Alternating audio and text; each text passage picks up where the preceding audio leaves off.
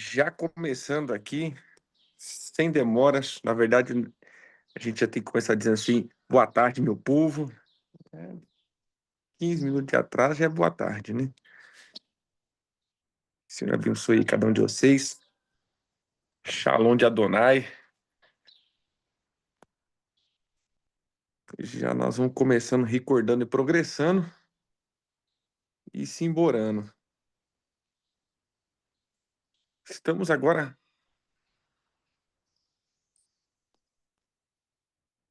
em 1 Coríntios, capítulo 6 e 7, né? Seria isso, 6 e 7. Hoje, em nome de Jesus, eu vou conseguir colocar em ordem as gravações. Vamos lá. Vai, em nome de Jesus ela vai. Vou começar a botar em ordem aqui. Em nome de Jesus. Que Paulo prega.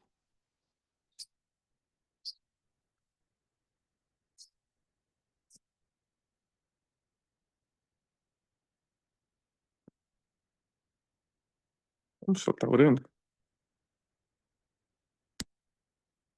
Senhor, nós mais uma vez te agradecemos pelo dia que o Senhor tem nos dado, por mais uma oportunidade de avançar, de viver, de crescer, de prosperar nos teus bons caminhos.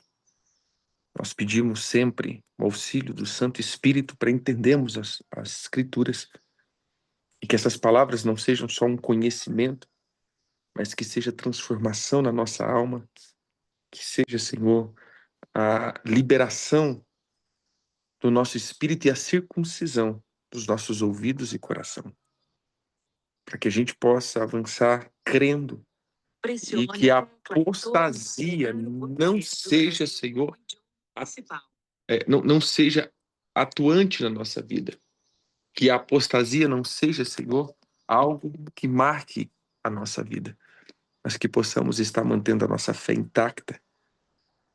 Oramos também, Senhor, pelo Brasil, pela nossa nação, que tem passado por tempos nebulosos, mas sabemos que em tudo o Senhor tem uma solução, um escape para nós. Sabemos que em todas as coisas o Senhor tem uma solução e uma resposta em nome de Jesus. Que o Senhor venha a nos conduzir com graça, com unção e com soberania. A tua soberania, a tua boas mãos esteja sempre em nosso favor. É essa a nossa oração, em nome de Jesus. Amém e amém. Amém, meu povo. Eu estava falando sozinho, quando eles fazem isso, né? Então, sigamos aí. Você que já está com a tua Bíblia aberta aí.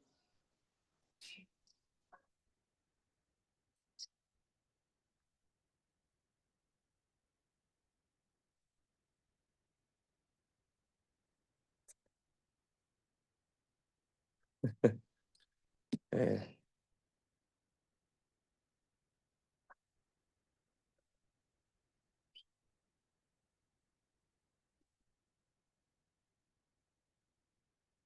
eu vou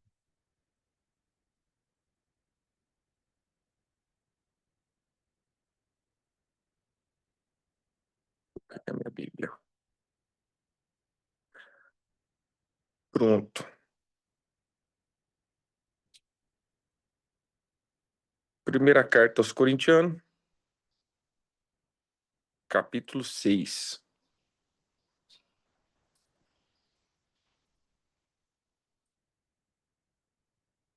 Agora o apóstolo Paulo, ele está tratando acerca das brigas dentro da igreja. Irmãos, isso daqui, na verdade, é uma coisa inédita. Eu acho que essa leitura vai escandalizar muita gente, porque eu sei que vocês não sabem o que é isso, né? Briga dentro de igreja. Acho que vocês nunca ouviram falar disso. Graças a Deus, vocês nunca ouviram falar disso. Então, eu sei que isso acontecia só no tempo de Paulo, Então fique tranquilo. Reza a lenda que antigamente as igrejas tinham esses problemas, mas que nos tempos de hoje já passou. Mas o que que o apóstolo Paulo estava dizendo aqui? O apóstolo Paulo agora ele estava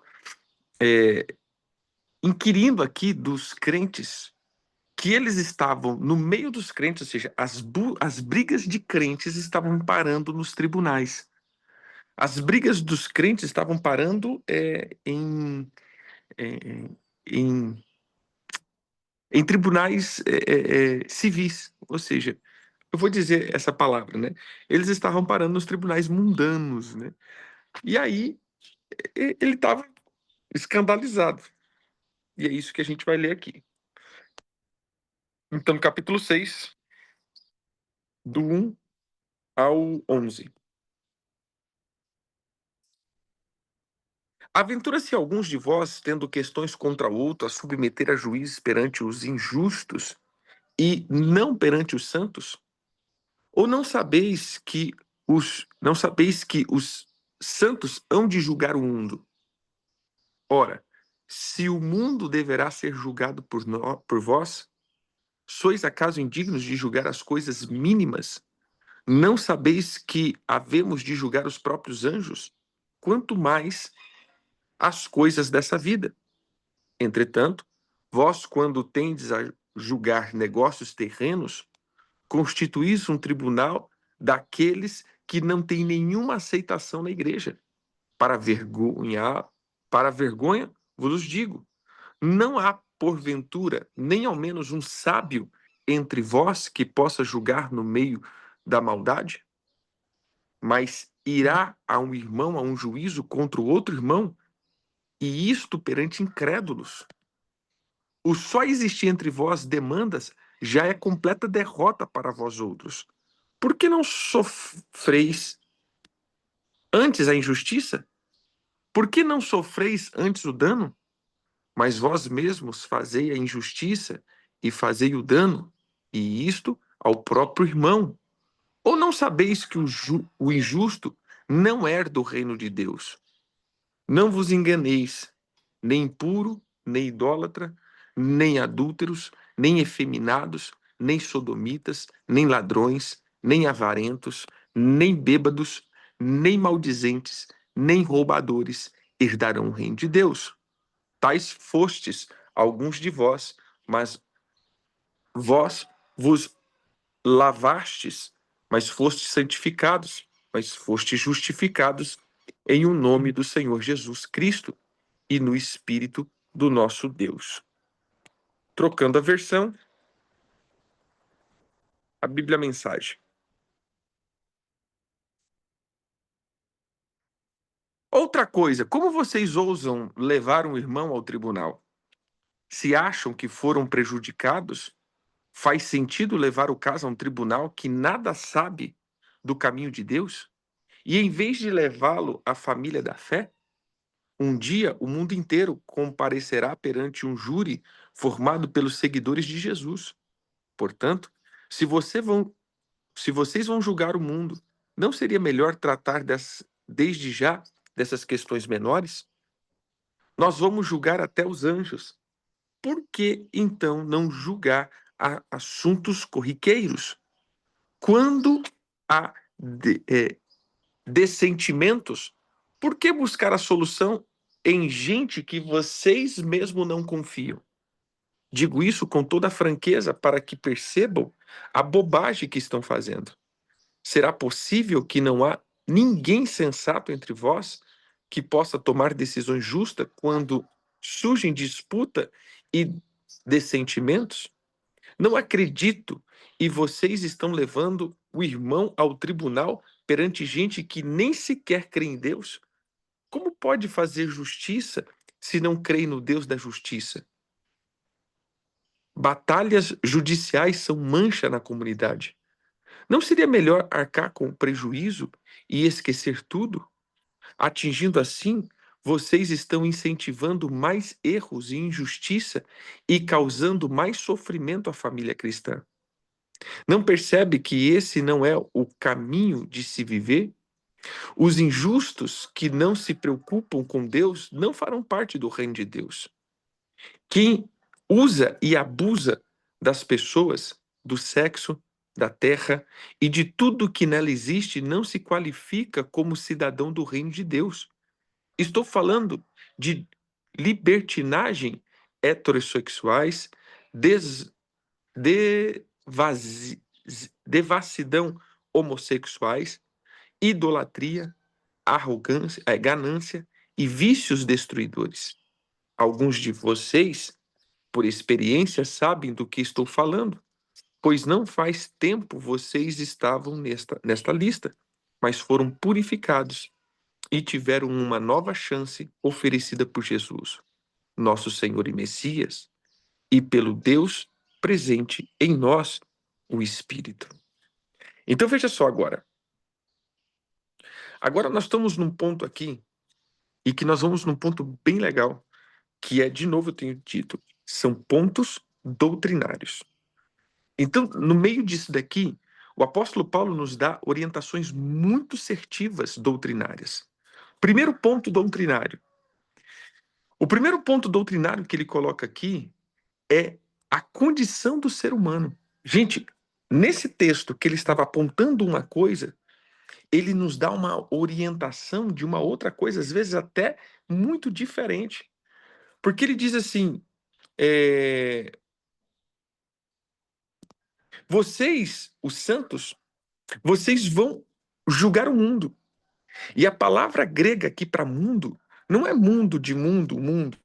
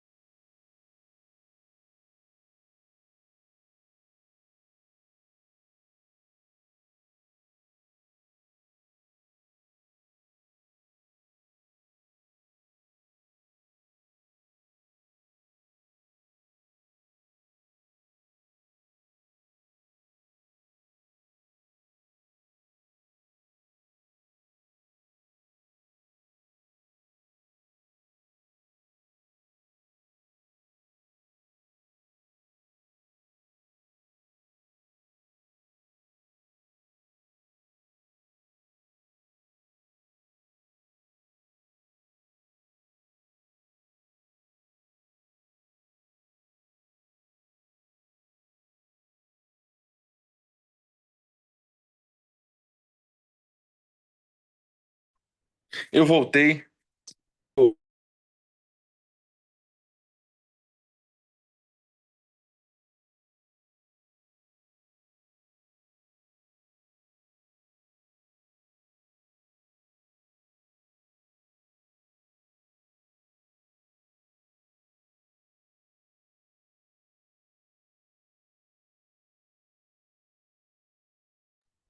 Pronto.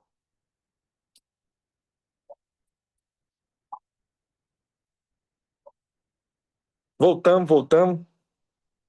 Tá tudo voltado. Agora é para ficar. Agora eu voltei. Eu tinha esquecido que esse negócio de celular ele precisa de carregador, senão ele acaba a bateria.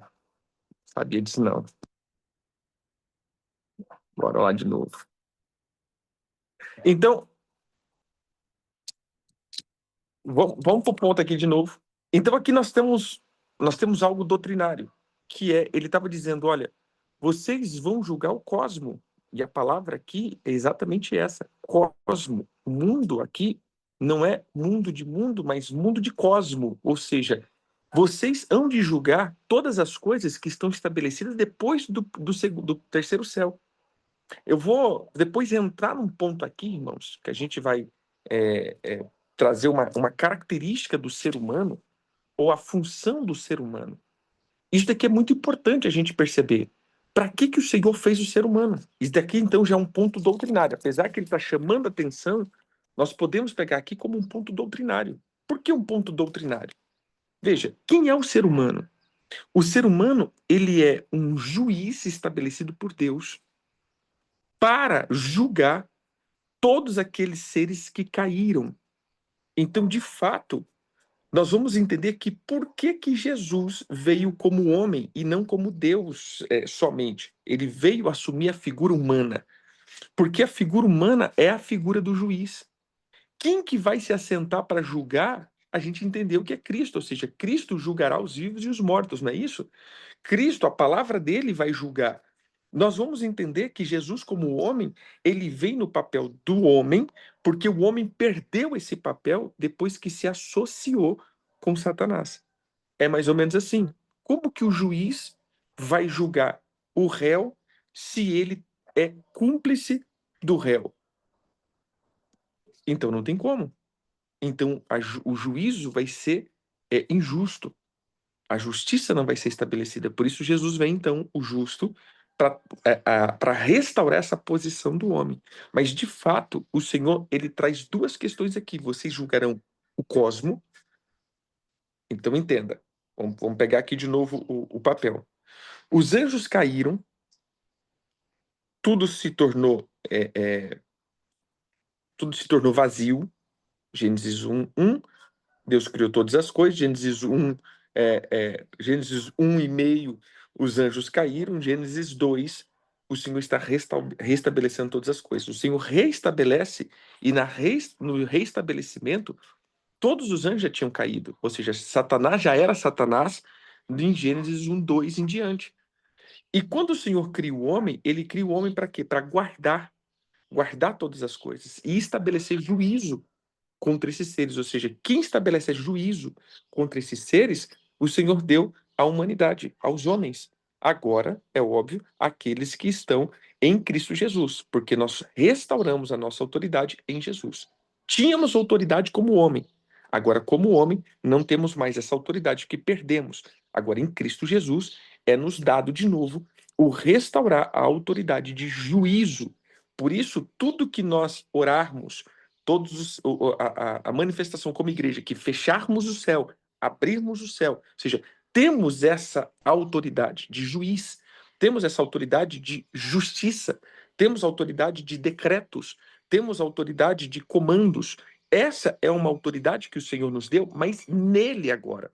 Tínhamos só por ser humano. Agora temos porque estamos dentro de Cristo Jesus, que é o homem que venceu. E dentro de Cristo, nós vencemos junto com ele. Agora, olha o que ele diz: vocês hão de julgar o mundo, e depois, irmãos, olha um outro ponto doutrinário aqui. Não sabeis que hão de julgar os próprios anjos? Julgaremos anjos. Então, veja só, os anjos caídos, nós também julgaremos eles. Eles estarão, eles estarão sendo julgados pelos que estão em Cristo Jesus. E isso é muito interessante. Isso daqui nos dá eu vou dizer aqui, isso nos dá um alerta. Muitas vezes a gente fica tentando fazer tantas coisas e o que é para nós fazermos, nós não estamos fazendo. O que é para nós fazermos? Colocar todos os seres demoníacos no seu devido lugar. Lembra que o apóstolo Paulo diz que toda a criação anseia pela manifestação dos filhos para que possa tirar das suas cadeias toda a natureza que entrou debaixo de uma cadeia, que não foi ela que quis entrar por debaixo disso, mas ela foi colocada debaixo disso.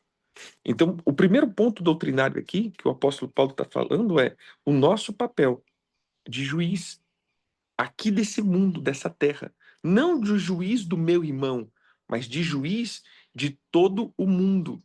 E isso não inclui meu irmão. Eu não sou juiz do meu irmão. Aí entra um outro ponto. Eu não sou juiz do meu irmão. Eu sou juiz da parte do Senhor para estabelecer juízo contra todas as hostes demoníacas, contra todas as obras das trevas e contra tudo aquilo que saiu fora do lugar.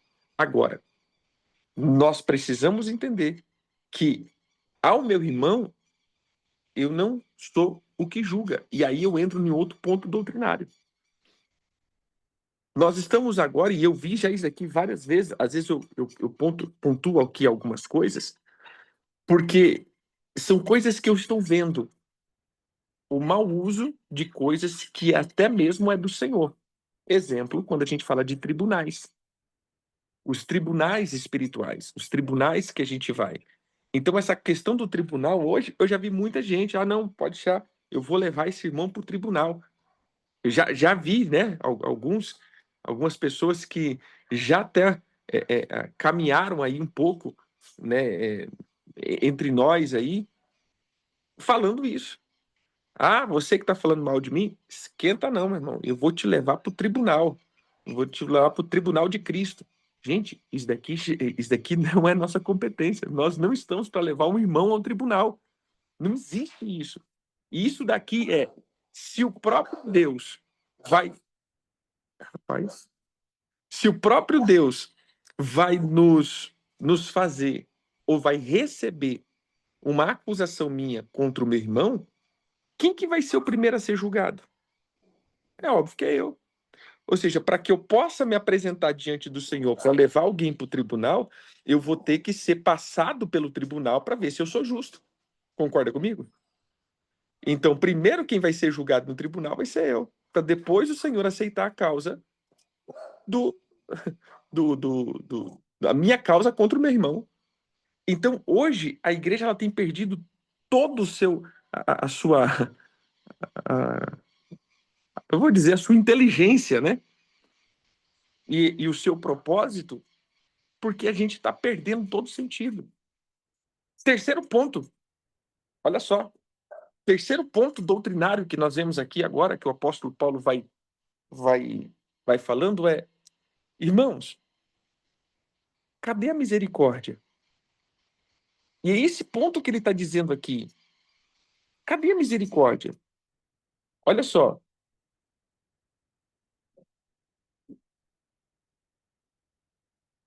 Ah,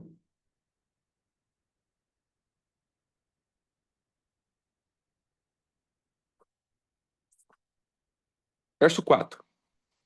Entretanto, vós, quando tendes a julgar negócios terrenos, vocês vão constituir um tribunal daqueles que não têm nenhuma aceitação na igreja? Gente, se eu tenho um problema com meu irmão aqui, agora eu vou pegar essa pessoa e vou levar para um ímpio poder decidir entre nós? Aí ele fala assim: é para vergonha de vocês que eu estou falando isso. Não tem nenhum sábio entre vocês que possa julgar no meio da irmandade? Se eu estou com um problema com você, não tem nenhum irmão, não tem nenhum, eu vou colocar essa palavra, nenhum presbítero, né, no sentido, não presbítero no sentido que a gente usa, mas presbítero no sentido de maduro, não tem ninguém maduro que possa estar entre eu e você para resolver esse problema. A gente vai ter que agora jogar para o tribunal, para o ímpio julgar a gente. Agora eu vou entrar para um outro ponto aqui.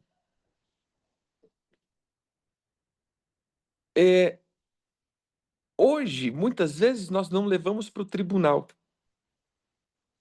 mas nós levamos para a internet. A gente tem um monte de coisa para resolver com o irmão, a gente vai lá, abre o Instagram e joga para o mundo inteiro. Ou seja, a gente nem vai conversar entre os irmãos aqui. Porque, por exemplo, vamos lá, irmão, eu vou citar um caso aqui e tal, né? A gente está aqui num grupo, eu sei que é um grupo de irmãos.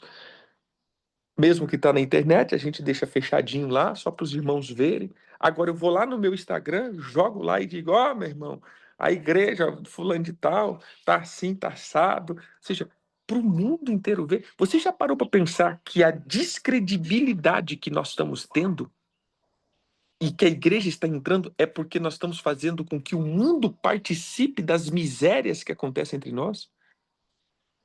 O mundo hoje é participante de todos os atos vergonhosos que há entre nós. E aí o apóstolo Paulo fala assim, olha, só por ter contenda entre vocês, vocês já foram derrotados, meu irmão. E a gente não está percebendo isso. Só o fato da gente já ter um litígio já é um problema. Aí eu pego o litígio e jogo lá para o tribunal dos injustos. Aí é a derrota dupla. Vocês estão duplamente derrotados. E aí ele tem um negócio. É o fofoca gospel. Aí tem um outro detalhe.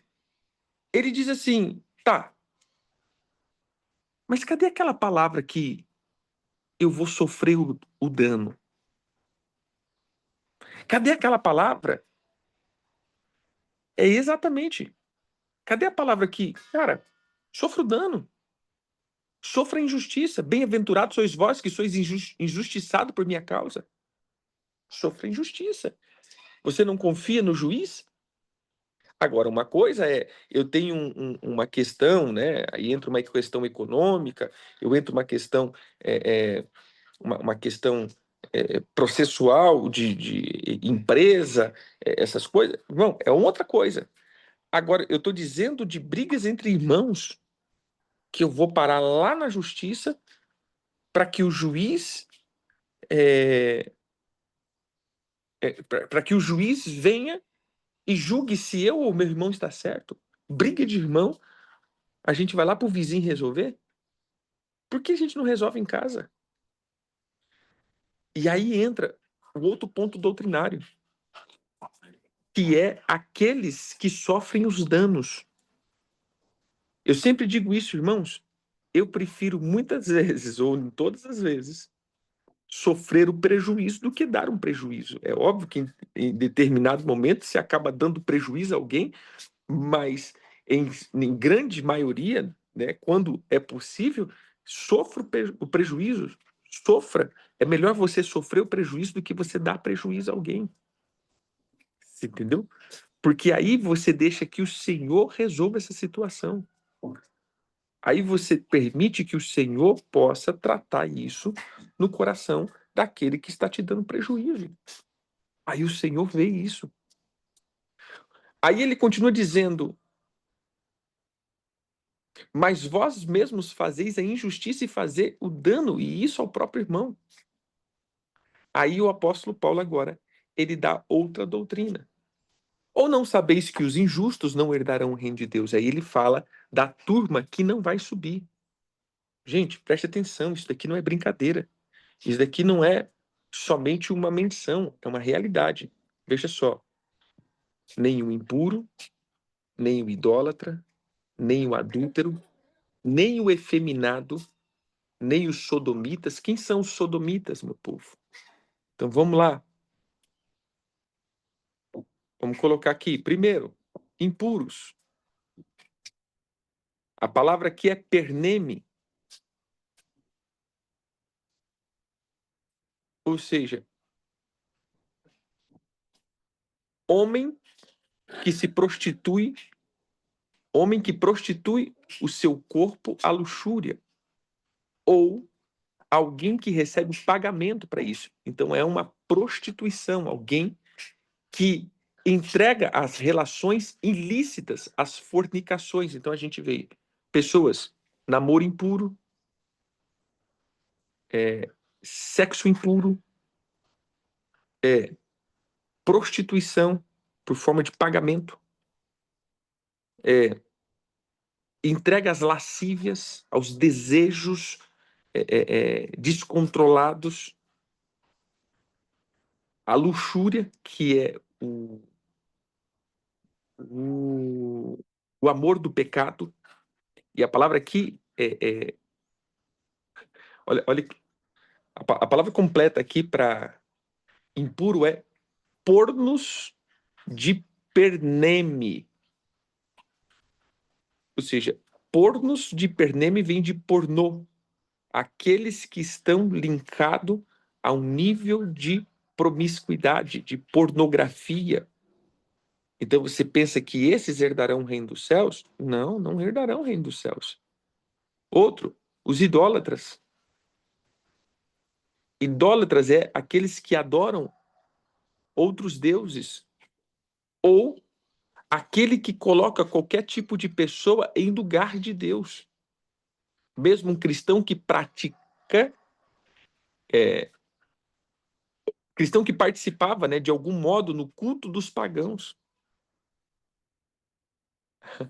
Aqueles que estavam presentes nas suas festividades e comia das sobras das vítimas oferecidas. As pessoas que cobiçam e são presas à ganância e ao dinheiro. Lembra que a ganância é igual à idolatria? Depois, os adúlteros. Alguém que é infiel, seja a Deus ou na sua relação conjugal. Depois, os efeminados. A palavra aqui é malaco. Gente, preste atenção aqui. Quando ele coloca efeminado, ele coloca aqui a palavra é malacos, de afinidade, que tem uma afinidade incerta, ou uma definição incerta. Mas a palavra malaco aqui significa mole, macio para tocar. Numa metáfora de um mau sentido, é um rapaz que mantém relações com outro homem, de um homem que submete o seu corpo à lascívia não natural. O homem que se prostitui também está como malaco. Mas interessante aqui que a palavra malaco é a palavra mole. Né? Aquelas pessoas muito sensível, homem sensível, homem mole, homem macio, né? Homem que fica, né, sendo muito, sei lá, né?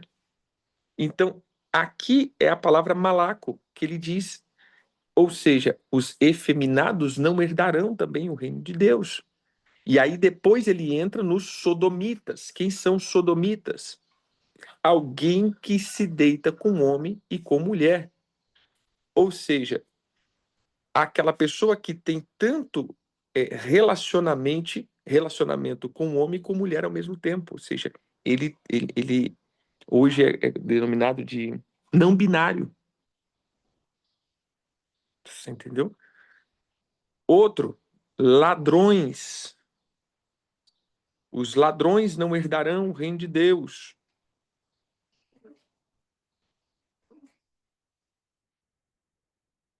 Não, meu irmão, aí não, né? Esse caso aí,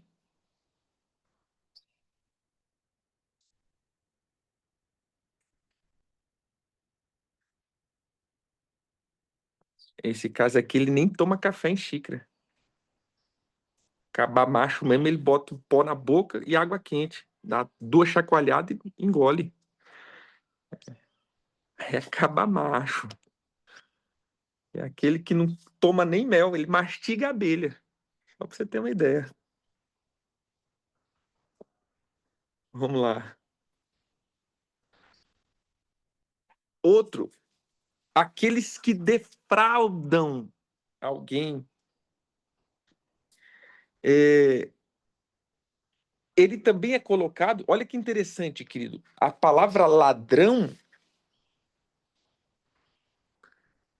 palavra ladrão aqui, ele não vem somente com aquele que rouba alguma questão financeira, mas também é transferido para os falsos mestres. Por quê? Porque os falsos mestres, eles roubam os homens, porque eles foram colocados como aqueles que deveriam instruir os homens a irem para um lugar, mas eles roubam os homens. Eles roubam as pessoas, os lugares que deveriam. Então eles são ladrões, aqueles que não instruem, mas eles abusam da confiança pela própria cobiça. Então esses também são colocados como aqueles que são ladrões, os avarentos. Quem são os avarentos? Os que alguém ansioso para ter mais, ávido por ganância e por cobiça. Essa palavra ela é originada por duas palavras. Primeiro, por ávido a ganância, a ganhar mais, e segurar, no sentido da mão ou da mente. Quem é o avarento? Aquele que está sempre retendo, aquele que está sempre segurando. Lembra que a gente, domingo, falou sobre um pouco Mamon, né? A imagem de Mamon é assim, né? Aquele que está com... Ele tá com as coisas na mão, ou seja, ele não larga. Ele não libera. Ele não transfere nada para ninguém. Ela é aquela pessoa que ele atravessa o rio com um sorrisal na mão, né? Irmão, ele não abre a mão nem. Ou seja, mas a gente pensa que o avarento ele está somente no dinheiro. Não. Aquele que não é ávido a liberar algo para alguém. Agora, vamos para o ponto que eu tenho falado. Lembra que eu tenho já tocado nesse assunto, irmãos? Nós entramos numa era onde, se eu não vender o meu curso, eu não ensino. Então, eu sempre vou ensinar mediante um ingresso. Mas espera aí, será que eu não estou sendo avarento? Será que eu não estou retendo algo na minha mente? Será que eu não estou, eu não sou apto a liberar? Eu tenho que estar sempre em um comércio para poder ensinar. Eu tenho que ter um ingresso. Eu tenho que receber um ingresso. Então, eu não sou contra a venda, né, de conhecimento, mas espera aí, será que você só precisa ensinar quando você tem um ganho ou só para pessoas que você acha que tem que entender? Ou seja, o conhecimento que o Senhor está te dando, será que não pode ser acessível a todos que querem acessar? Então, esse ponto aqui é um ponto crucial também. Os avarentos não herdarão o reino de Deus. Outro ponto, os bêbados. A palavra aqui, os matusos, e a palavra vem de metuo, que é alguém que tem derramado sangue ou assassinato. Olha só, querido, a palavra para bêbado, ele se encaixa na palavra de assassinato. Então, a origem da palavra bêbado, ele entra na origem da palavra assassinato e também na palavra intoxicação, como a embriaguez. Então, veja, o bêbado, aqueles que se lançam a bebida, ele está em um ato de matar a si mesmo, ou seja, ele está assassinando a si mesmo porque ele está entrando em um vício descontrolado. E por isso, ele está nisso daí. Um minutinho, irmãos.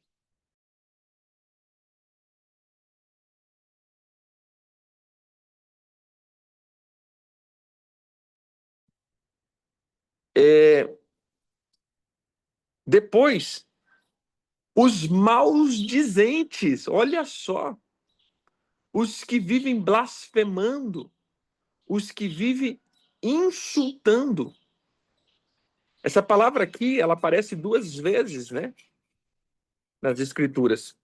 Aparece em 1 Coríntios 5:11, que diz: Mas agora vos escrevo que não vos associeis com alguém que, dizendo irmão, for impuro, avarento, idólatra ou maldizente.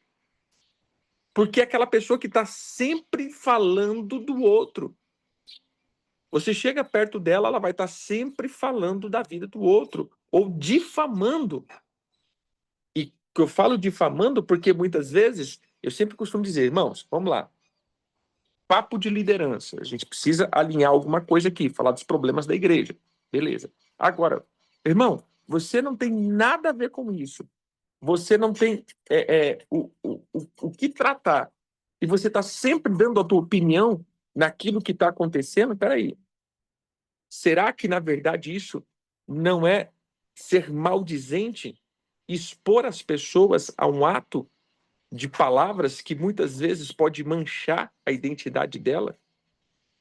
E aí eu não sei, eu só tô vendendo peixe do jeito que eu comprei. Mas o problema é que a gente compra um lambari desse tamanho e vende um tubarão de 400 quilos, né? Esse é o problema. É como a gente aumenta, mas não inventa, né? Então, a gente tem que tomar cuidado. E agora entra os roubadores, que a palavra... Só um pouquinho.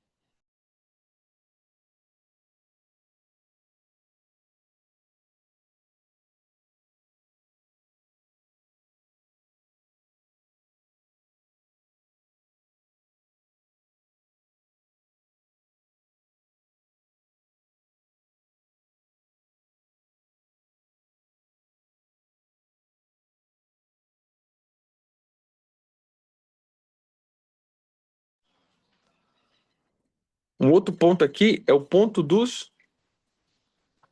Agora, veja, ele colocou os ladrões. Agora ele colocou os roubadores. São duas palavras hebraicas diferentes, ou gregas diferentes.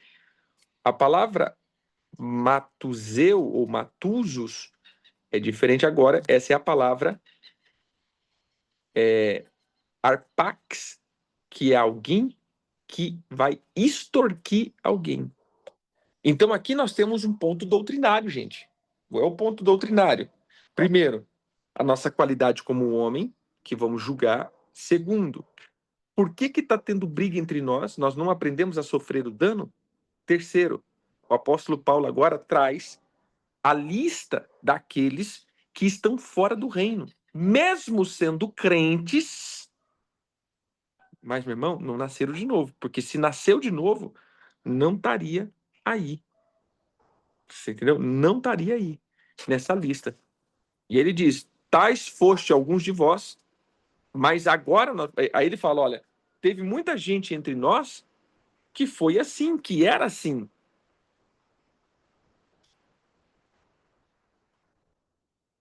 Mas agora foram lavados, foram justificados no nome do Senhor. Pois bem, agora nós vamos para o verso 12 ao verso 20. Agora ele vai falar da sensualidade. Todas as coisas me são listas, mas nem tudo me convém. Todas as coisas me são listas, mas eu não me deixarei dominar por nenhuma delas. Os alimentos são para o estômago para os alimentos, mas Deus destruirá tanto este como aquele.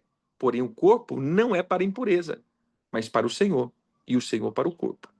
Deus ressuscitou o Senhor e também nos ressuscitará a nós pelo seu poder. Não sabeis que o vosso corpo são membros de Cristo? E eu, porventura, tomaria os membros de Cristo e os faria membros de meretriz? Absolutamente não. Ou não sabeis que o homem que se une à prostituta forma um só corpo com ela? Porque, como se diz, serão os dois uma só carne. Mas aquele que se une ao Senhor é um espírito com ele. Fugir da impureza.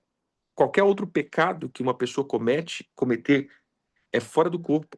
Mas aquele que pratica a imoralidade peca contra o próprio corpo.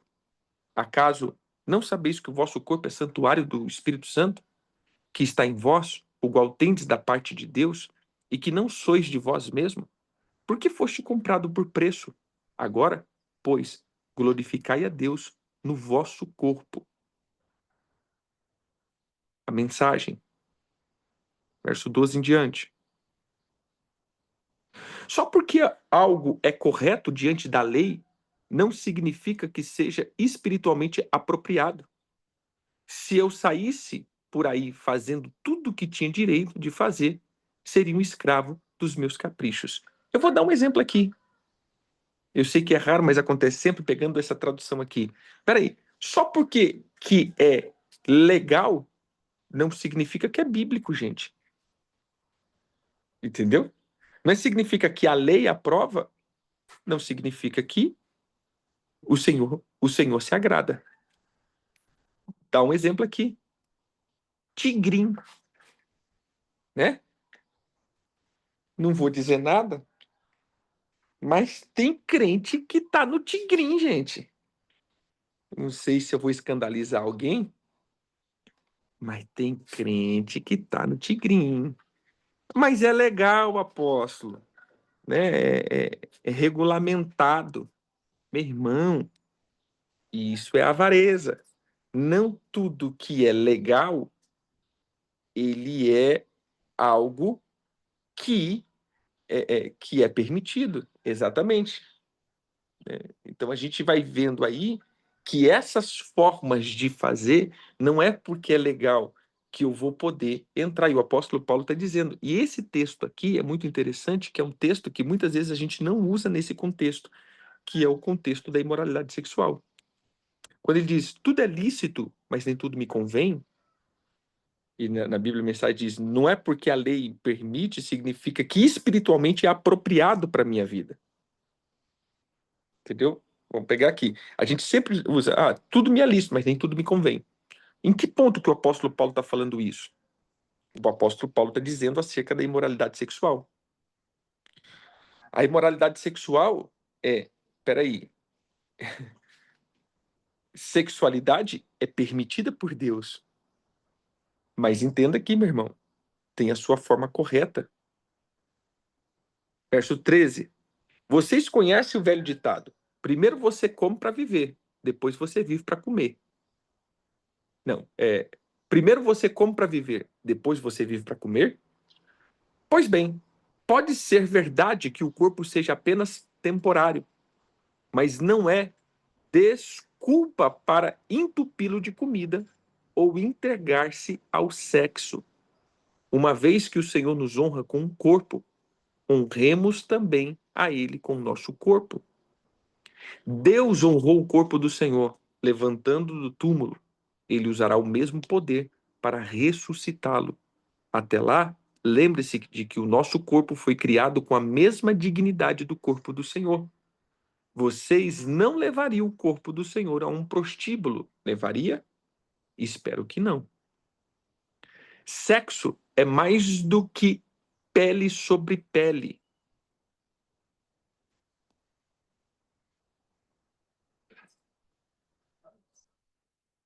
Hum,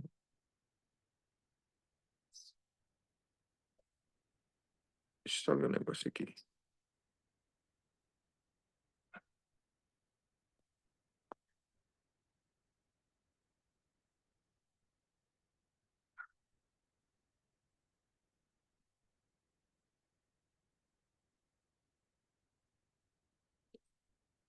Vamos lá. Sexo é mais do que pele sobre pele. É tanto um mistério espiritual quanto um ato físico. Como está nas Escrituras, os dois se tornam um. Já que queremos nos tornar espiritualmente um com o Senhor, não devemos buscar o tipo de sexo que foge do compromisso e da intimidade, ficando mais solidário ainda. Solitário, perdão. O tipo de sexo que nunca se torna um, há um aspecto no qual os pecados sexuais são diferentes de todos os outros. No pecado sexual, violamos a sacralidade do corpo, ou seja, aqui no caso é a santidade do corpo, né? Que foi feito para o amor idealizado por Deus, para tornar-se um com outra parte, com a outra parte. Ou você não sabe que o corpo é um lugar sagrado, onde mora o Espírito Santo? Vocês per, percebem que não podem viver de qualquer maneira desperdiçando algo pelo qual Deus pagou um preço tão alto? A parte física não é mera aparência da parte espiritual. Tudo pertence a Deus. Portanto, deixe que as pessoas vejam Deus no corpo de vocês e através dele. Então veja, olha que aqui, capítulo 5, quer dizer, o capítulo 6, ele já começa a falar acerca das brigas, depois da sexualidade. Então aqui está muito bem explicado, porque se eu me deito com alguém e me torno um com ele, quando eu me deito com uma meretriz, se eu sou o corpo de Cristo, eu torno o corpo de Cristo também um com o corpo da meretriz. Então veja, não é assim, meu irmão. Cuidado, porque eu estou profanando o corpo do nosso Senhor. Eu estou profanando todo o corpo de Cristo, porque eu sou um no corpo de Cristo. Mente, se você pode pensar que eu sou o dedinho do pé, vai lá, bate o dedinho do pé na quina, assim que ele entorta, assim, ó, pra você ver se até o fio de cabelo não dói. Entendeu? Então veja só, não importa quem você é no corpo, se você se machuca, o corpo inteiro sente. O corpo inteiro vai trabalhar para que haja a recuperação de tudo. O corpo inteiro vai trabalhar para a regeneração de tudo. Então, de fato, quando algo no corpo acontece, o corpo inteiro também sofre. O corpo inteiro também é responsável. Então, o apóstolo Paulo está dizendo, gente, como assim? Se a gente lembrar, qual foi os primeiros capítulos?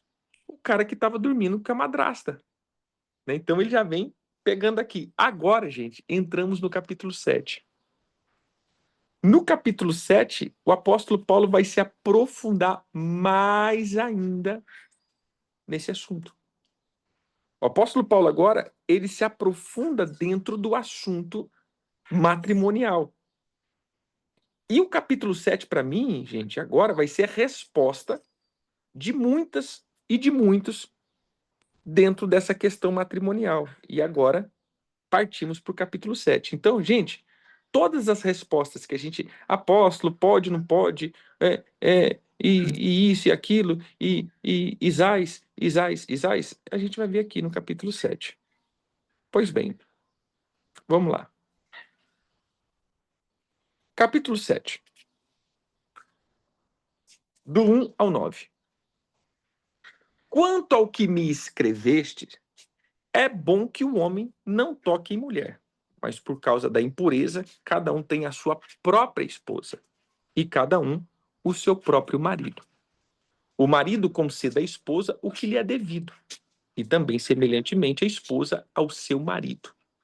A mulher não tem poder sobre o corpo próprio, e sim o marido.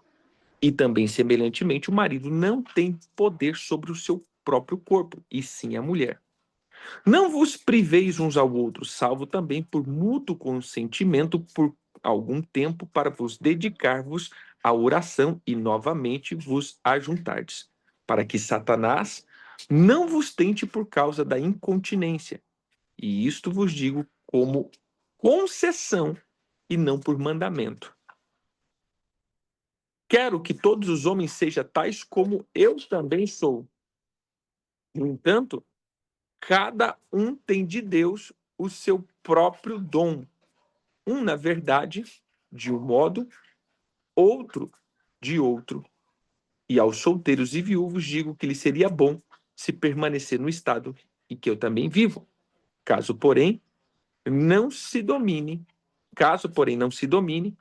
que se casem, porque é melhor casar do que viver abrasado, né? Então veja só, vamos agora para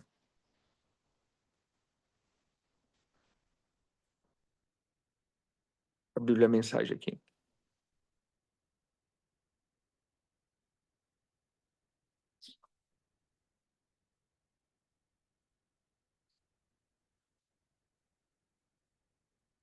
Vamos lá.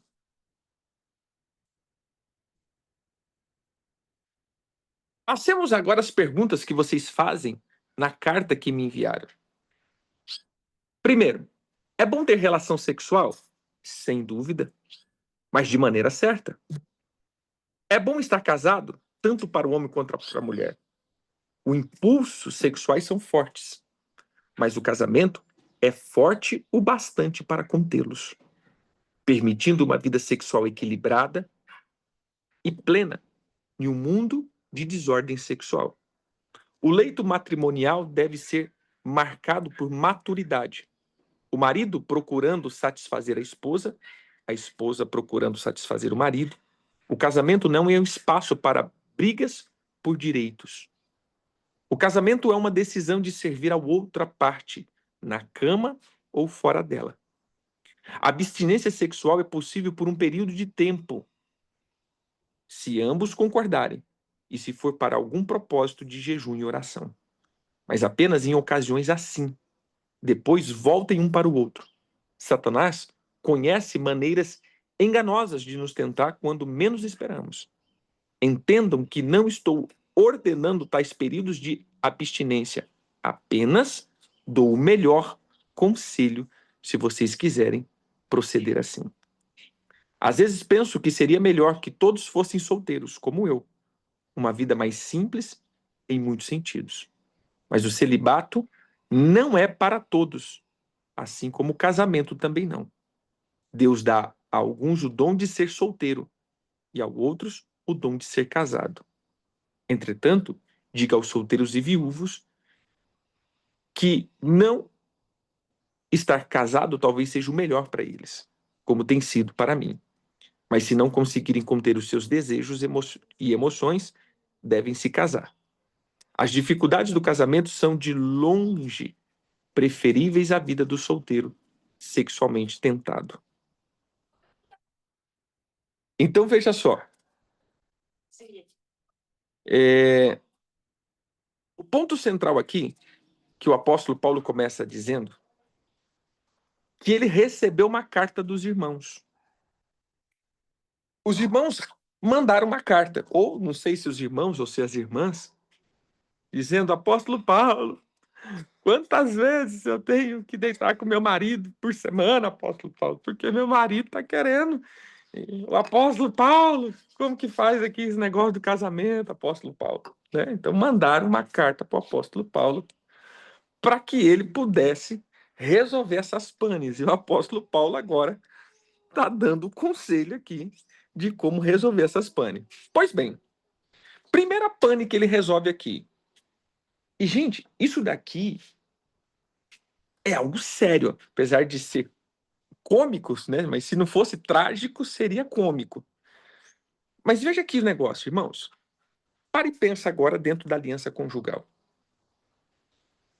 Quando você priva o teu cônjuge de se satisfazer do modo correto, puro, quando você priva o teu cônjuge de satisfazer, gente, você está tirando o direito, porque ele não pode se satisfazer com ninguém. Já parou para pensar nisso? O teu cônjuge não pode se satisfazer com ninguém, porque está casado com você. Ele se aliançou a você, ou ela se aliançou a você. Agora, ela tem, ou ele tem anseios, desejos, mas você, por birra, não consegue dar a ele isso.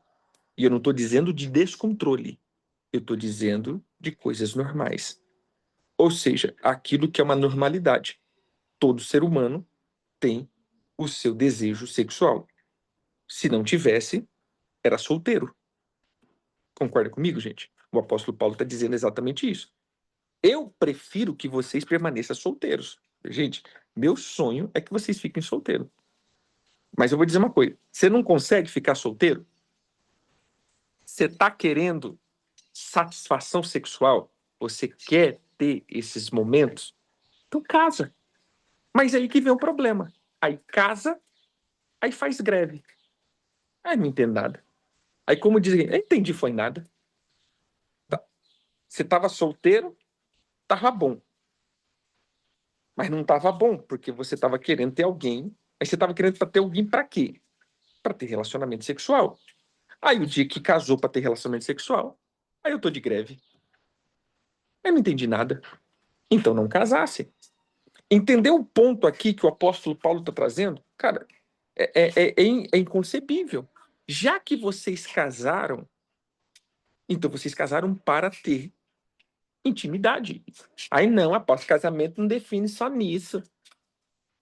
Aí você quer um amigo, você não precisava de casamento. Você queria o irmão, fosse para a igreja. Aí ali você tem um irmão que você conversa e depois cada um vai para sua casa. Você entendeu? Se eu quero já formar uma família, nós vamos ter que entender, e é muito claro o apóstolo Paulo falando isso, já que você não consegue conter e viver no celibato, então casa, porque os impulsos são fortes e o casamento consegue contê-lo. Você entendeu? O casamento consegue contê-lo. O que eu estou dizendo aqui? Irmãos e irmãs, muitas vezes nós entregamos o nosso cônjuge à prostituição e ao adultério. E é isso que nós não percebemos. Nós entregamos o cônjuge a um nível de prostituição e adultério. Por quê? Porque pelas nossas atitudes, nós entregamos. Porque quando você assinou a aliança de casamento, o que estava na aliança de casamento era o teu corpo agora não é teu. E aí eu digo de novo isso, lógico, de uma maneira santa e correta. Mas o teu corpo agora não é propriedade tua. E o corpo da mulher não é dela e o corpo do homem não é dele. Ele tem que trazer essa satisfação, ou seja, para o marido ou para a esposa. Vamos. É óbvio que tem a questão de enfermidade, tem a questão. Mas, eu não quero porque eu não estou bem. Não está bem porque não sei. Né? Aí fazer que nem aquele meme, né? O cara chega assim e fala assim: ô, minha esposa. Eu trouxe aqui teu remédio de dor de cabeça, mas fala, não tô com dor de cabeça. Ah, você não tá com dor de cabeça? Então hoje tem? Você entendeu? Então, assim, veja só. O negócio é que você viu que entre casado. Gente, você viu que entre casado isso virou um assunto que virou até meme. Ou seja, esses dias apareceu esses vídeos curtos e uma pessoa falou um negócio que me chamou a atenção. Ele dizia assim: se você quer ter relacionamento sexual, não case. Espera aí.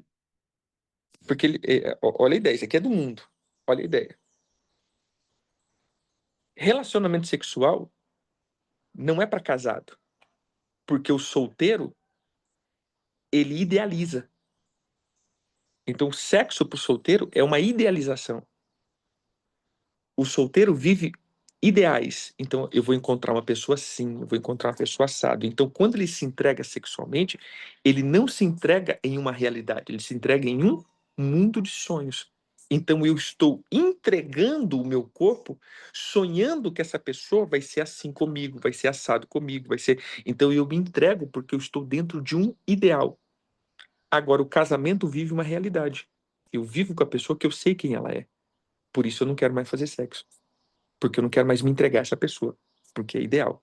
Então eu falava, você quer viver intimidade, então você vai viver como um solteiro e não como casado. Por isso que dentro do casamento não tem sexualidade.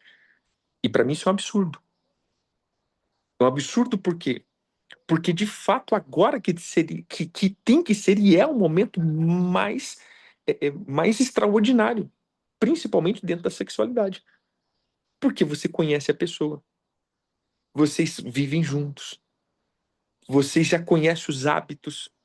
Ah, mas apóstolo faz muita raiva. Não, querido. Não é faz muita raiva, não. Você já tem essa convivência com essa pessoa. Você já está ali com ela. E esse é o momento de realmente vocês serem um. Então, na verdade, o melhor período de relacionamento, e biblicamente o único período de relacionamento, é dentro do casamento. Dentro da aliança conjugal. Porque aí entra para o texto anterior. O sexo, ele tem que sempre estar ligado à unidade do corpo e não ao prazer do corpo. Então veja só, olha o que o apóstolo Paulo fala. Eu te dou um conselho, e o conselho que eu dou na carta que vocês me escreveram. Então entenda que o apóstolo Paulo não está falando assim, olha, deixa eu falar agora de sexo aqui, eu estou acabando meus assuntos aqui, vamos falar de sexo, né? Não, ele diz, olha, eu estou respondendo a carta que vocês me entregaram. Vocês me mandaram uma cartinha aqui, E eu estou respondendo essa cartinha de vocês. Qual é a cartinha? A cartinha é a relação sexual dos casados, dos não casados. Então, eu estou explicando que os casados mantenham-se puros e eu prefiro que vocês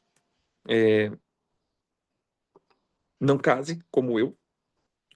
Mas, se vocês não conseguem manter, né, é, é, uma vida pura no celibato, então case. E aí ele diz: não privo o outro, não tiro o direito do outro. Olha que interessante. Não tiro o direito do outro, porque agora essa pessoa está aliançada com você e você é o único que pode fazer isso agora. Então, se você não faz, você está defraudando, você está roubando o direito dessa pessoa e você está entregando essa pessoa aos braços de outras pessoas. Você entendeu? Ah, mas apóstolo, eu sei, irmão, que adultério não tem desculpa. O nível do adultério não tem desculpa, porque o adultério para mim, ah, mas a minha esposa não coisa, meu esposo não coisa. Não é desculpa para eu ser infiel. A fidelidade é o caráter. Mas, irmãos, você está expondo essa pessoa a um nível terrível de tentação, a um nível sobrenatural de tentação. Depois, doutrina. Ah, mas apóstolo, eu vou fazer um jejum de 1 ano. Então, estou fazendo um jejum de 1 ano, não posso. Gente, deixa eu te dizer aqui, corta para nós aqui que coisas que a gente já viu na longa estrada da vida. Tem irmãs e irmãs que vivem de propósito só para não cumprir o dever matrimonial. Não, tô de propósito. Não, irmão. Com propósito ou sem propósito, vá. É com jejum ou sem jejum, vá. Você entendeu? Ou seja, isso daqui não define, porque o que ele estava dizendo é exatamente isso. Olha, ele diz: quando agora em casos de oração, verso 5, não vos priveis uns aos outros, salvo talvez por, talvez por mútuo consentimento, por algum tempo, para vos dedicar à oração e novamente vos ajuntar-vos, para que Satanás não vos tente por causa da incontinência. E aí ele diz: isso eu digo por concessão e não por mandamento. Olha o que ele está dizendo. Isso daqui não é um mandamento. Isso daqui é uma concessão que a gente abre. Olha que interessante. Então preste atenção nisso daqui. Gente, você não tem direito de interromper a relação sexual. Entendeu aqui? Você não tem direito de privar o cônjuge da relação sexual. Você não tem direito. Agora, o apóstolo Paulo fala assim: olha, mas vamos abrir uma concessão aqui. E a concessão é que por um período curto de tempo, se os dois concordarem, vocês fazem isso. Se os dois concordarem. Se um não concordar, aí vai ter que entrar em concordância mútua. Mas eu sou crente e não sei o quê. Mas apóstolo, meu marido não é crente. Então vamos conseguir agora, ou continuar, o texto que agora o apóstolo Paulo vai falar dos maridos crentes, dos maridos não crentes, das esposas, das esposas não crentes. O apóstolo Paulo agora está resolvendo as panes. Verso 10. Verso 10 até o verso 24.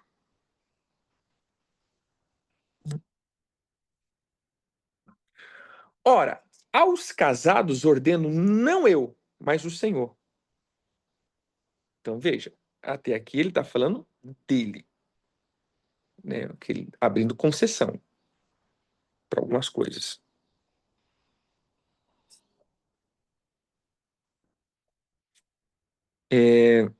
Vamos lá. Que a mulher não se separe do marido.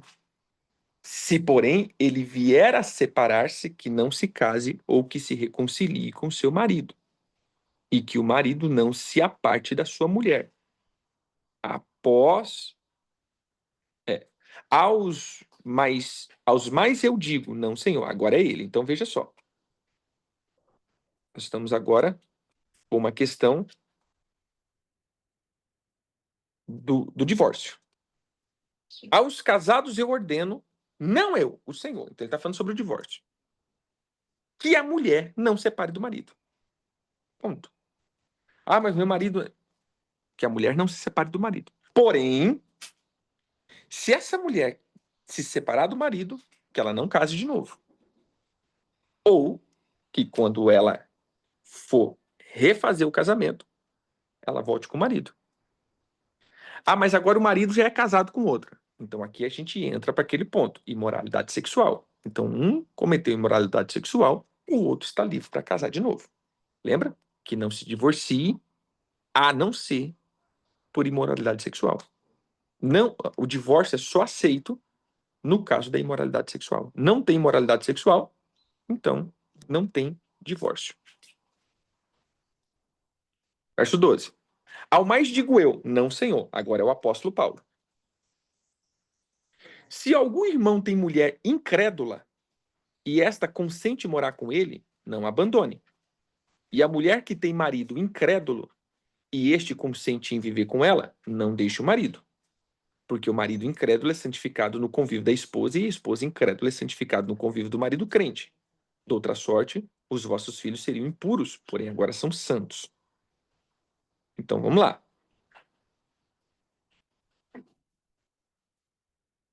Então eu vou pegar aqui até o verso 14 na Bíblia Mensagem, o que ele está falando.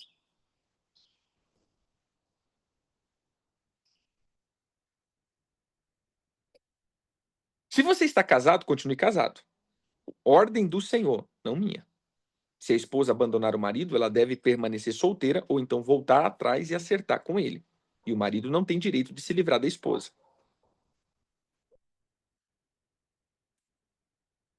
Para os casamentos mistos, cristãos casados com não cristão, não temos mandamentos explícitos da parte do Senhor.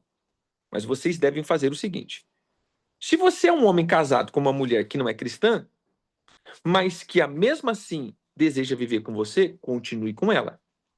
Se você é uma mulher casada com um homem que não é cristão, mas que deseja viver com você, continue com ele.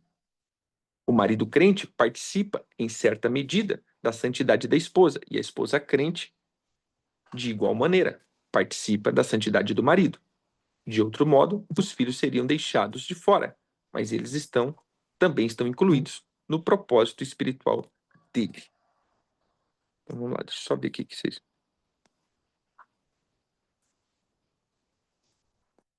Deixa eu ver aqui ó, as mensagens. Meu marido.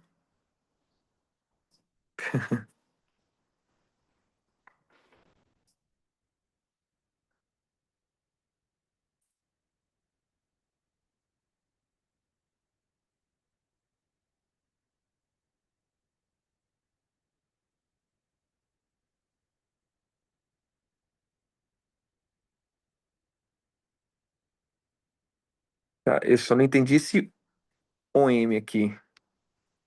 O que seria a pergunta? Vamos lá.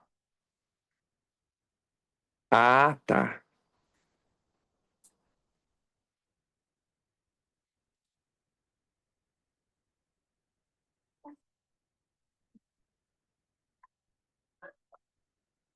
Agora eu entendi.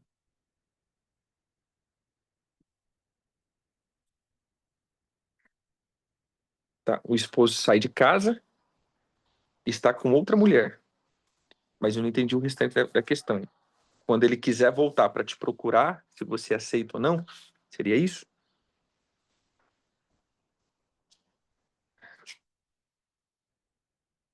Tá. Eu já respondo isso daí. Vamos ver o que o apóstolo Paulo vai falando aqui.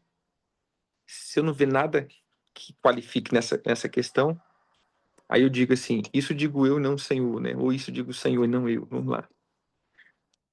Casos difíceis. Casos difíceis. Mas vamos. Então, o primeiro ponto que ele coloca aqui. Veja só. Irmãos, você está casado e a pessoa não é crente, mas quis viver com você, viva, não se separe. Isso aqui é o apóstolo Paulo, porque o apóstolo fala assim, ó, a gente não tem muita coisa da parte do Senhor acerca disso. Por quê? Porque, de fato, a vida com Deus estava ligado ao povo de Israel. E eles já tinham leis acerca disso. Agora, a igreja está avançando para onde? Para os gentios. Então, está pegando um monte de bagaceira agora, né? Então, na verdade, a cultura de Israel, ele já era uma cultura de adoradores do Senhor. Então não tinha esse negócio do marido descrente ou não, até porque era um dever de todo homem educar o filho na palavra do Senhor. Era um dever. Então todo homem e toda mulher, eles já temiam ao Senhor. Então isso daqui era algo inédito que estava agora vindo com o problema dos gentios entrando para o meio da fé.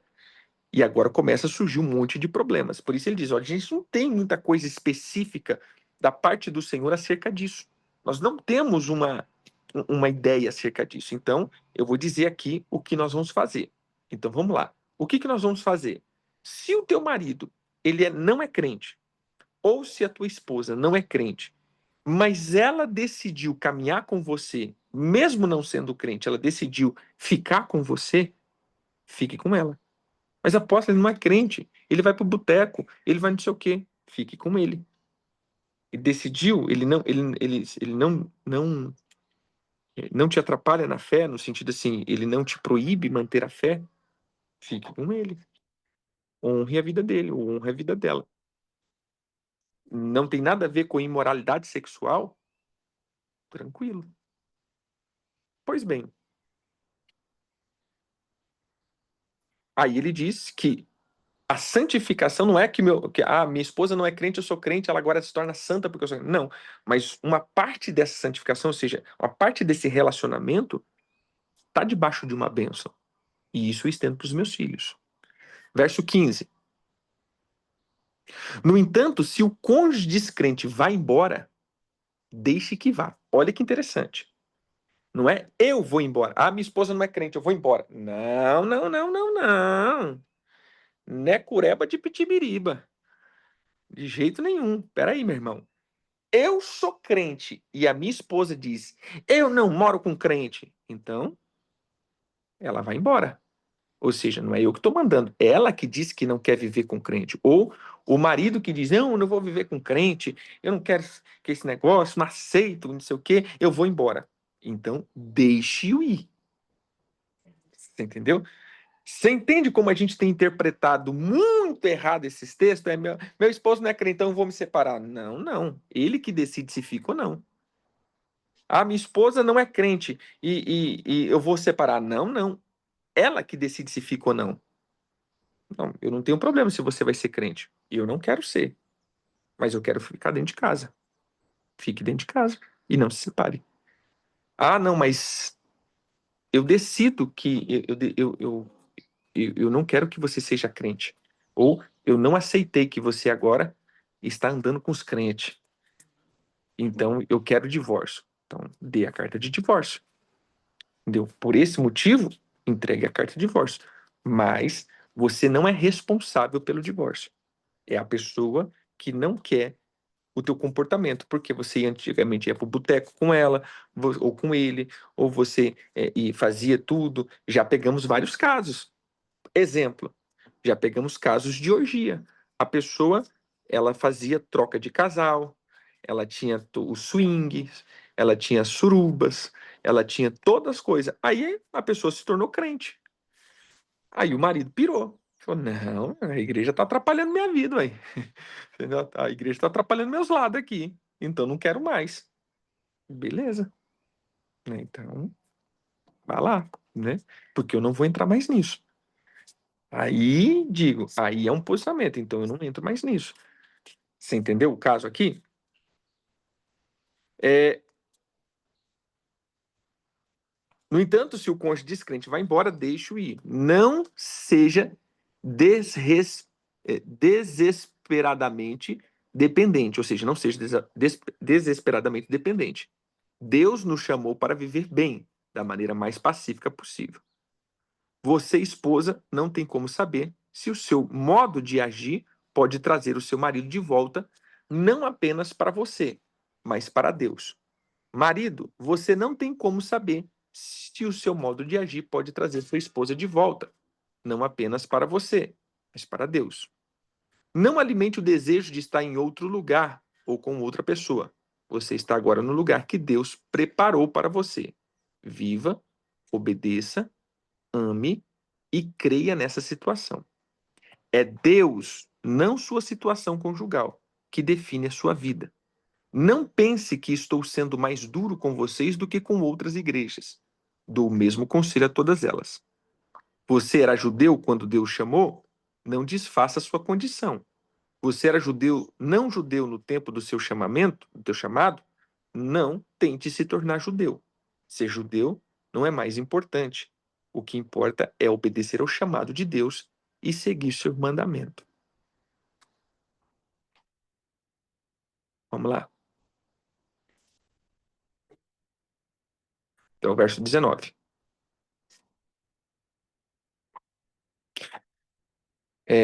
A Bíblia normal agora. Mas se o descrente quiser apartar-se, que se aparte. Em tais casos, não fica sujeito à servidão nem ao irmão, nem à irmã. Deus vos tem chamado à paz. Pois como sabes, ó mulher, se salvará teu marido? Ou como sabe, ó marido, se salvará tua mulher? Ande cada um segundo o Senhor lhe distribuiu, cada um conforme Deus o tem chamado. É assim que ordeno em todas as igrejas. Foi alguém chamado estando circunciso? Não desfaça a circuncisão. Foi alguém chamado estando incircunciso? Não faça circuncidar. A circuncidão em si, circuncidão é bom, né? Circuncisão em si mesmo não é nada. A incircuncisão também não é nada, mas o que vale é guardar as ordens de Deus. Então, verso 19. Então, veja só. Olha o fato aqui. Agora, eu sou cristão, minha esposa não, ou ela é cristã e eu não. Os dois decidem caminhar junto. Não se separe. Eu sou cristão, minha esposa não. Ela é cristã e eu não. O não cristão decide sair de casa. Eu quero porque eu não aceito a tua fé. Então agora você não está sujeito à escravidão. Você entendeu aqui? Agora você pode viver uma relação, ou seja, você pode estabelecer um casamento. Ou seja, libere. Por quê? Porque você não sabe se essa pessoa iria ou não, através da tua atitude, conhecer Cristo. Então, se ela, não é você, é isso que você tem que entender. Se o não cristão decidir apartar-se do casamento por causa do cristianismo, essa pessoa está pronta ou está apta para assumir um relacionamento de boa, porque a pessoa se separou. Não foi você, entenda, não é eu lá separar. Não tem imoralidade sexual. Tem só a questão do ser cristão ou não. No caso que o não cristão abandona o casamento, a outra pessoa não está agora sobre o peso de viver solteiro porque não tinha imoralidade sexual, então ela não está no peso de viver solteiro. Bem? Ela repudiou. Mas quando a gente coloca o jugo desigual, o que acontece? Hoje essa palavra, por isso que eu estou frisando bem, essa palavra tem caído para mim em mau uso. Eu vou citar alguns exemplos. Apóstolo, é jugo desigual. Tá, é jugo desigual. Mas tem muitos casos que, olha a ironia do destino. O crente vai lá no mundo buscar alguém. Aí diz, depois de 5 anos, apóstolo, vamos separar porque é jugo desigual. Mas peraí, meu irmão, mas você foi lá buscar um não crente. Você foi caçar confusão. Aí eu vou dizer, mas tu gosta de confusão, né? Ou seja, você foi lá caçar confusão, você foi lá pegar alguém que já era com jugo desigual, você já conheceu, mas você disse, não, apóstolo. Ai, meu marido, minha esposa vai se converter, apóstolo. Então, não. Você entendeu? De hipótese nenhuma. Isso não atribui. Você já entrou num jugo desigual por livre e espontânea vontade. Então aqui já é um outro caso. Agora eu estou dizendo, lembra-se, O evangelho estava vindo agora para as igrejas e as pessoas estavam se convertendo. É muito diferente. Imagina que eu era do mundão, minha esposa do mundão, e a gente tinha uma casa, a gente tava lá. Pegar esse exemplo que eu citei aqui, né? Qual que é o exemplo que eu citei? Né?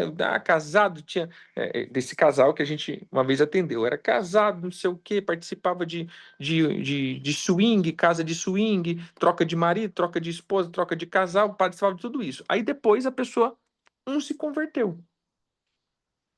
Então os dois faziam isso. Aí um se converteu. Aí falou, não, eu não faço mais isso. Aí o outro achou ruim. Falou, não, peraí, ué. Como assim? Você tá atrapalhando meu lado.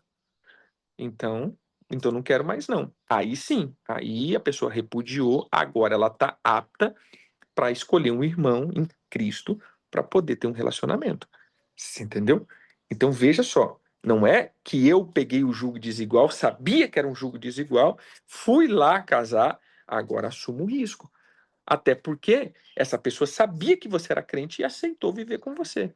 Então, isso está no primeiro caso. Se a pessoa descrente resolve ficar com um não crente, ou com um crente, então essa pessoa ela não se separa. Entendeu aqui? Então, só cuidado porque eu estou frisando isso, porque a gente usa muito essa questão do jugo desigual. Mas o jugo desigual depende do que a gente fala. Então, não é, é jugo desigual, posso me separar? Não. Na verdade, lembre-se, o apóstolo Paulo está falando que se o que não é cristão se separar, não o que é crente. O crente, meu irmão, ele não pede divórcio. Entendeu aqui? O crente não pede divórcio. A não ser, a não ser que for por imoralidade sexual. Que aí entra naquela questão que a gente está vendo aqui, nesse sentido. Tá. É, verso 20 e 21. Até o 25, né? Que a gente falou, até o 24. Foste chamado sendo escravo? Não te preocupes com isso.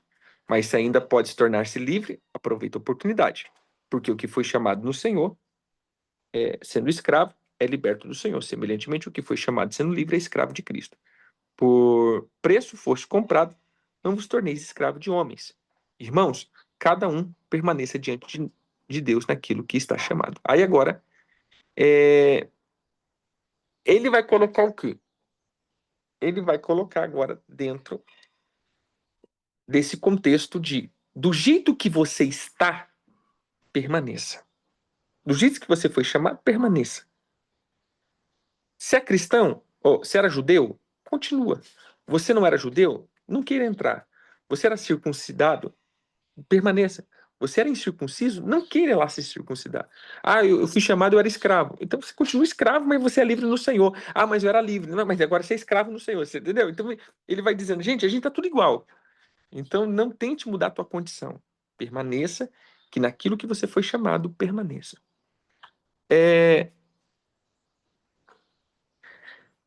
O apóstolo Paulo então, não deu. Então, vamos pegar o caso que a irmã colocou. Apóstolo, o marido saiu de casa, está com outra, mas ele vem em casa e quando ele chega em casa, ele quer tirar uma casquinha. Então, veja só. Isso vai depender da convicção do que a irmã tem. Então, vamos lá, gente. Eu vou dizer, nesse caso, que eu já tratei de alguns casos assim, eu digo da seguinte forma: a pessoa já está sem alma. A pessoa que está conseguindo ver, imagine, a pessoa que está conseguindo ver a outra pessoa com outra pessoa, ou seja, saiu de casa, imagine, tá? Eu saio de casa, estou com outra pessoa, mas toda vez que eu venho visitar a minha casa, eu exijo que a minha esposa esteja pronta para me servir. Eu digo, se a minha esposa fizesse isso, é porque ela já está sem alma. Já não tem emoção nela, já não tem sentimento, já não tem. Entendeu? Porque é muito difícil. Aposto, mas eu estou fazendo isso para tentar reconquistar. Gente, eu digo, um casamento que é conquistado no sexo, a única coisa que você espera desse casamento é sexo. entendeu? Então, veja só, eu não conquistaria um casamento no sexo. O sexo é parte da conquista do casamento e não é o modo de conquista. E é o que a gente está vendo. Se hoje, é o que a gente sempre fala, né? Na rede social.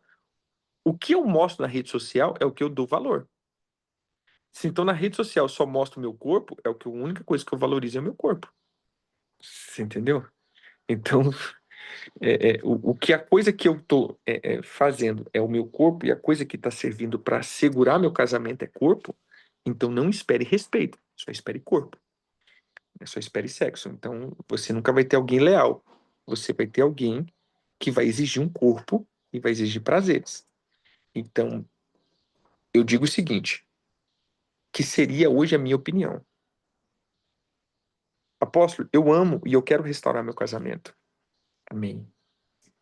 Lute por isso. Mas lute para que haja a restauração e o respeito. O sexo, isso é uma consequência. Então, não, eu venho aqui, eu pego ele lá e o negócio vai para a gente tentar aqui. Não, não. Eu creio que daria esse limite, esse tempo. Não, peraí. Se você decidir voltar, eu te perdoo. Eu te perdoo, eu te aceito de novo. A gente passa uma borracha nisso, mas essa vida dupla não. Você entendeu? Porque aqui a gente vai por diversas coisas. Porque assim é bom, né? É bom para a pessoa que tá nessa condição, né? Eu tenho uma aqui, tem outra lá, tem outra cá. Chego em casa ainda tenho ainda essa pessoa. Por quê? Porque aqui eu tenho compromisso, tem roupa, casa lavada, roupa lavada, tem casa, tem comida, tem tudo, né? Então para mim é fácil. Para a pessoa que tá nessa condição é fácil. Então aí eu vejo até o desrespeito, né? Não tô valorizando a emoção, o ser daquele que tá ficando em casa. Isso não quero nem saber pros teus sentimentos, eu quero o teu corpo. Você entendeu? Então isso é uma questão de tratar a própria pessoa. Eu digo que a pessoa que está se permitindo fazer isso, ela já não tem mais alma. Eu digo que primeiro ela tem que ir acontecer o que está havendo com a alma dela, para estar suportando isso. Porque isso para mim já não é. Ele excede o amor. Entendeu? Ele excede o amor. Por que excede o amor? O amor ele honra, né? O amor é nobre. O amor ele não é perverso, o amor ele não é profano. A paixão é profana, a paixão que permite isso. A paixão ela vai muito pelos desejos da carne, os desejos adâmicos, não da carne no sentido corpo, da carne no sentido velha natureza. Então a paixão ela nos leva a níveis de adamidade. O amor não, o amor é nobre. Por que que é nobre? Porque ele valoriza, ele respeita, ele honra, ele é fiel. Esse é o amor. Então a pessoa ela não ama, porque se ela amasse, ela não estava agindo sem nobreza. Você entendeu? Então, esse é um ponto aqui que a gente tem que ver. Então, será que eu quero resgatar isso? Então, por que eu quero resgatar esse tipo de relacionamento? Porque agora, se a pessoa já saiu de casa, já está na imoralidade sexual, a pessoa já está livre para constituir um novo relacionamento. Agora, não, mas eu quero restaurar o meu apóstolo, eu quero restaurar minha família. Beleza. Então, restaura na oração e no respeito, porque uma coisa que foi quebrada foi o respeito. A infidelidade já foi, você entendeu? Então, eu acho nobre as pessoas que lutam por isso. Eu vejo muitas irmãs lutando e eu já vi muitos casos que deu certo, eu já vi muitos casos que deu errado. Mas eu acho assim, é nobre, é legal, mas tem que lutar da maneira certa, com as armas do Senhor, porque tem que haver transformação. Se não houver transformação, esses sempre vão ser casos recorrentes, que eu já também participei de muitas vezes desses aconselhamentos que se tornou casos recorrentes. A pessoa nunca mudou. Você entendeu? Nunca mudou. Na verdade, ela ficou bem, bem, bem folgada com isso. Entendeu? Aí a esposa ia, porque eu amo, porque não sei o que, beleza, ia, daqui a pouco ele tava com outra, aí perdoava, não sei o que, daqui a pouco tava com outras, aí perdoava. Aí eu digo, o problema aqui já é o caso da pessoa. A própria pessoa que está sofrendo isso, ela está com algum problema.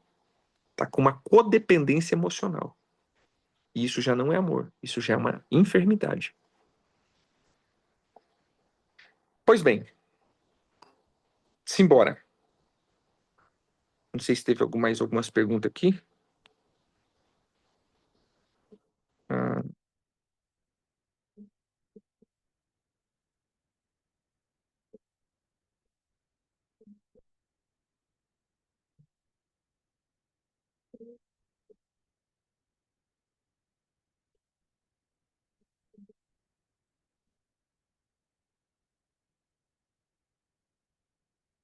é bem complicado.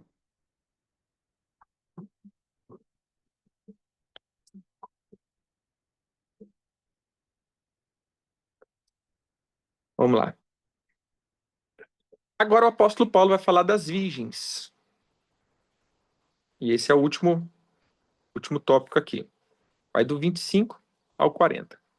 Vou ler completo, depois a gente, então, passa aqui. Com respeito às virgens, não tenho mandamento do Senhor, porém dou minha opinião, como tendo recebido do Senhor a misericórdia de ser fiel. Considera por causa da angústia a situação presente, sim, ser bom para o homem permanecer assim como está. Está casado? Não procure separar-te. Está livre de mulher? Não procure casamento. Mas se te casares, com isso não peca. E também, se a virgem se casar, por isso não peca.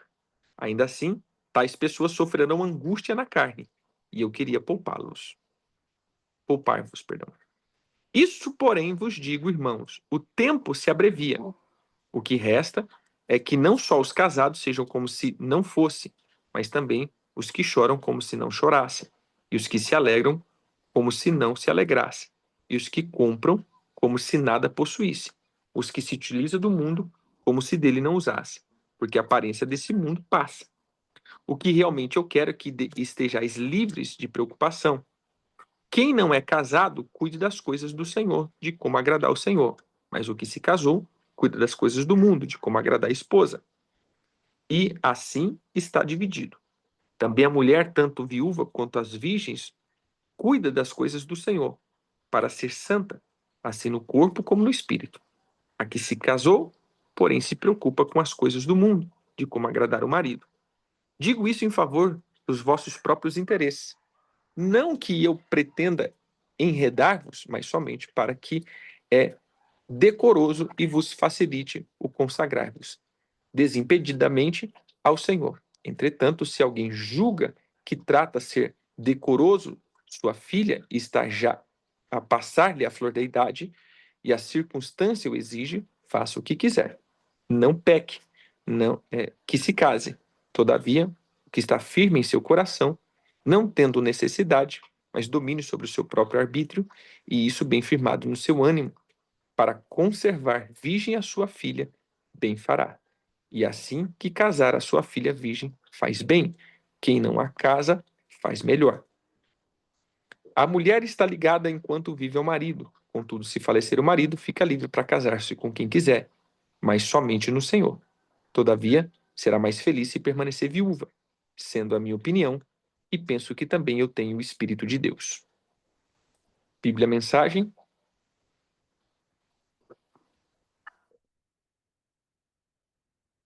O Senhor não deu orientação explícita para as virgens, mas como sou muito experiente na misericórdia do Senhor e sempre fiel, confio no meu conselho. Por causa das pressões atuais que sofremos de todo lado, talvez fosse melhor permanecer assim. Você está casado? Permaneça casado. Não está casado? Não se case. Mas se vier a casar, não comete pecado.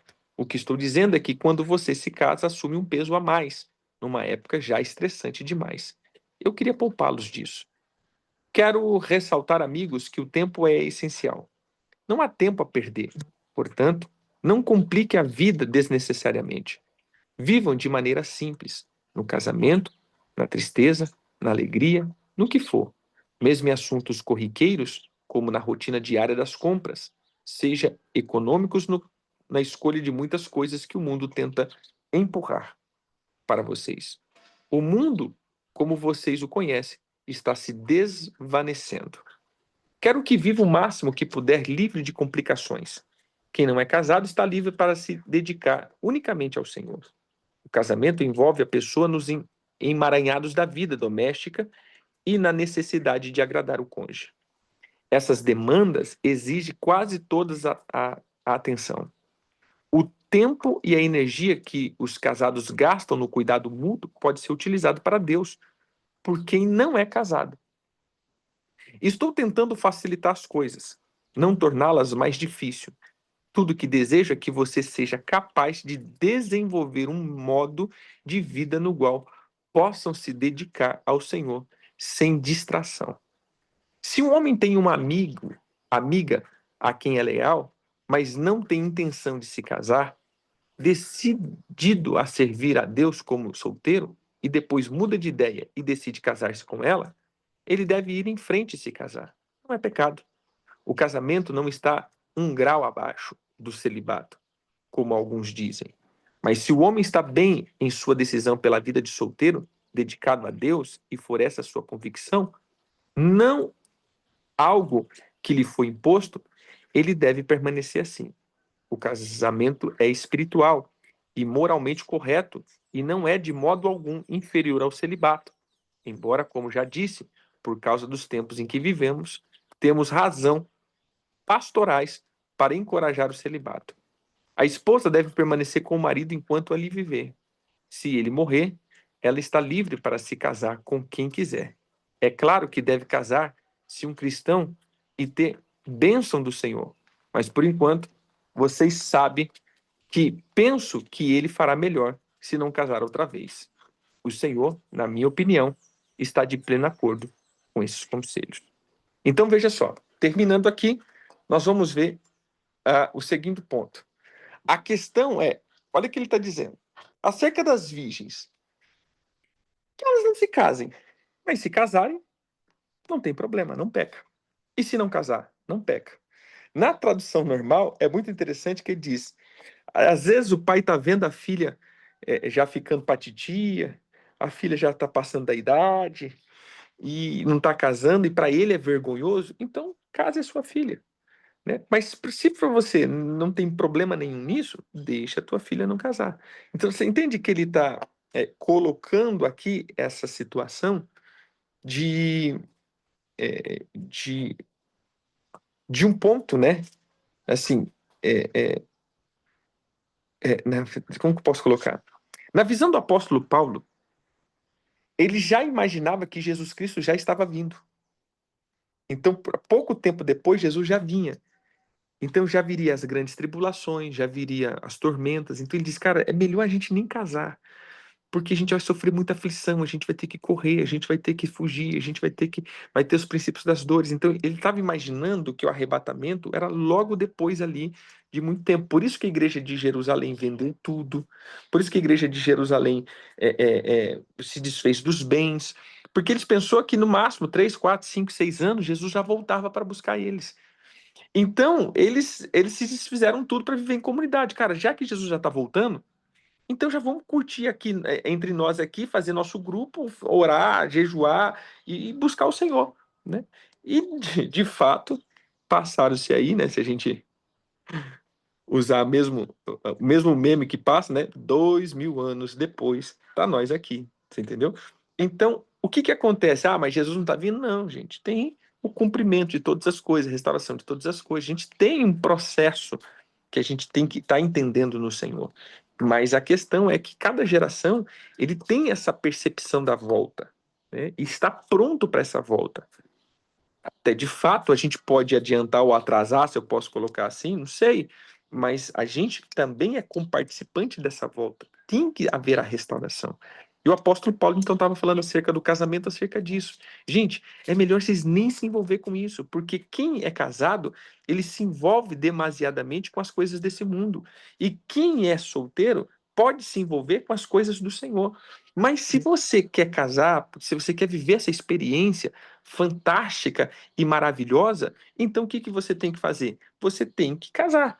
Irmão, não prive do casamento. Não prive de você viver o casamento. Isso não é pecado. Mas se você entendeu que você só quer se dedicar ao Senhor, irmão, vai se dedicar ao Senhor. O não casar também é bênção. O casar também é bênção. E eu falo isso, irmão, sem ironia nenhuma. Sem ironia, né? Para mim não é ironia, né?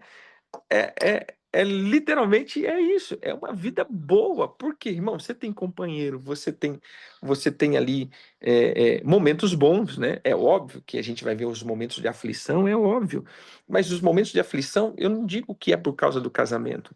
Às vezes a gente vai falar, é por causa de imaturidade, é por causa de posicionamento, é por causa de conceitos que a gente vai criando, mas de fato, o casamento em si é maravilhoso, né? Não tem coisa melhor, como diz o próprio Salomão. Olha o que ele diz: é melhor ser dois do que um. Como diz, se tá frio, você tem um cobertor de orelha, né? Como a gente brinca. Se algum cai, tem outro que te levanta. Se você tá cabisbaixo, tem outro que te levanta, né? Tem outro que te joga para cima, que te dá um conselho. Então é legal. É muito bom. Infelizmente, essa questão do casado hoje ficou muito deturpado, né? Tipo assim, a gente até brinca, né? Ah, o fulano vai casar, não deixa ele casar. Ninguém avisou pra gente, né? Então não vai avisar pra ninguém, não.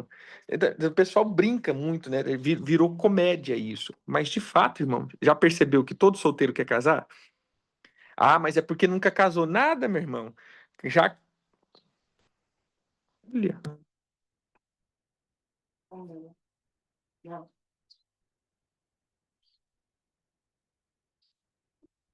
caiu aqui. Nada. Todo solteiro que já casou quer casar de novo. Ou seja, ninguém quer ficar sozinho, né? É, ninguém quer ficar a vida só, porque realmente a vida dois sempre será melhor. Mas o apóstolo Paulo estava vendo o quê? O apóstolo Paulo estava falando do tempo que eles estavam vivendo e entendendo que aqueles seriam os últimos tempos. Então é preferível não se envolver, porque teremos tempos de muitas aflições. Mas, de fato, em todo o tempo tivemos muitas aflições. Terminamos. Espero que tenha entendido, que seja liberado aí, né? Entendimento. Como eu digo, o apóstolo Paulo nos dando doutrina. Por isso que eu disse, depois do capítulo 5 que ele estava falando ali da autoridade, né, pastoral, agora é só doutrina. Ou seja, ele está resolvendo os problemas da igreja. É só doutrina, né? O que é doutrina? É um modo de viver.